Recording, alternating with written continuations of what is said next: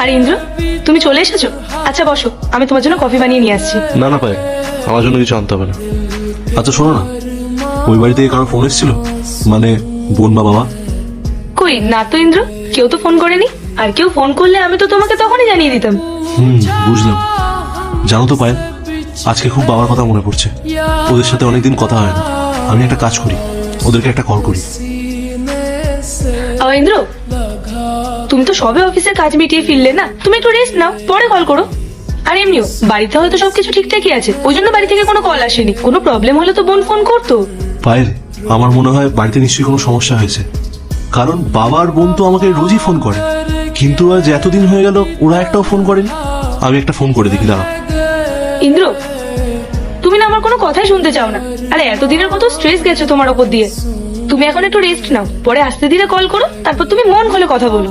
পায়েল, তোমার ব্যবহার কিন্তু ঠিক লাগছে না। সবকিছু ঠিক আছে তো? তুমি কিছু লুকাচ্ছ আমার কাছ থেকে? না তো ইন্দ্র, আমি তো তোমার কাছ থেকে কিছু লুকাচ্ছি না। তুমিই বলো না, আমি কি তোমার কাছ থেকে কখনো কিছু লুকাই? না, সেরকম ভাবে তো তুমি কোনোদিনও কিছু লুকাওনি, কিন্তু আজ জানি না কেন আমার মনে হচ্ছে তুমি কিছু লুকাচ্ছ। সত্যি করে বলো পায়েল, কিছু হয়েছে? ইন্দ্র, আমি তো বলছি তোমাকে যে কিছুই হয়নি। ওকে পূজা, এরপর কি হলো সেইটা দেখার আগে এই দুইটা ছবির ভিতর থেকে যে কোনো একটা ছবিকে ভালোবাসে থাকলে ভিডিওতে লাইক করে চ্যানেলটি সাবস্ক্রাইব করে দাও। আর যদি না করো তাহলে আমি বুঝবো তোমরা ছবি দুইটাকে ভালোবাসো না। আর কমেন্টে লিখে দাও আমি। বোন, তুই বাড়ির নাম্বারে কতবার ফোন করেছিলি আর কি বলেছিলি?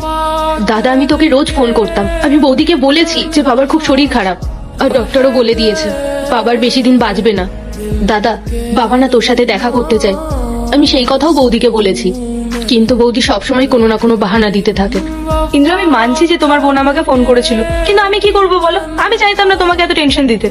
আর তাছাড়াও তুমি তো প্রত্যেক মাসে মাসে ওদের খরচা পাঠিয়ে দাও, তাহলে তোমার ওই বাড়ি যাওয়ার কি দরকার? আর পূজা তো রয়েছেই বাবা দেখাশোনা করার জন্য। আর কতদিন দেখে যাবে তুমি তোমার ওই বাবাকে? ইন্দ্র, আমাদেরও তো একটা লাইফ আছে। তুমি যদি ওই বুড়োর পেছনে এইভাবে টাকা খরচ করতে থাকো, তাহলে আমাদের কি হবে? আমাদের সেভিংস এর কি হবে? স্টপ ইট পায়েল, তুমি ভুলে যেও না উনি আমার বাবা হয়। আর আমার বাবার শরীর এতটাই খারাপ, উনি হয়তো বেশি দিন বাঁচবেও না। তুমি আমার বাবাকে নিয়ে এইসব কথা বলছো? এই পরিস্থিতিতে তুমি টাকা চিন্তা করছো? কেমন মেয়ে তুমি, হ্যাঁ? ইন্দ্র, তুমি যে এত টাকা খরচ করো, তারপরে মাঝে মাঝে তুমি তোমার বোন আর বাবার কাছে গিয়ে থাকো, এগুলো তো আমার টেনশন হয়। তা তোমার যখন এতই চিন্তা হতো, তুমি যেতে না কেন আমার সাথে? তুমি নিজেই পছন্দ করতে না ওখানে গিয়ে থাকতে।